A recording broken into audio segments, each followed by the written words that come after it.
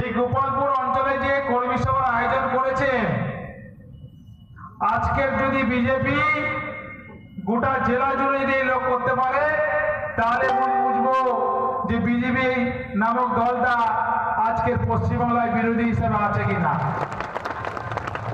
তাই আমি সকলকে আরেকবার ধন্যবাদ জানাই এত সুন্দর একটা অনুষ্ঠান করার জানিয়ে আমি আমার ক্ষুদ্র দু একটি বক্তব্য রাখব। একটু আগে অঞ্চল সভাপতি বাবলু ভাই বলছিল যে গোপালপুর অঞ্চলে আমরা দেখেছি 2014 সালের আগে এই অঞ্চলের কি পরিস্থিতি ছিল, রাস্তাঘাট থেকে শুরু করে, পানীয় জল থেকে শুরু করে, ইলেকট্রিক থেকে শুরু করে, স্বাস্থ্যকেন্দ্র থেকে শুরু করে সব বিষয়ে আমরা লক্ষ্য রেখেছি যে গোপালপুরের পরিস্থিতিটা কি ছিল।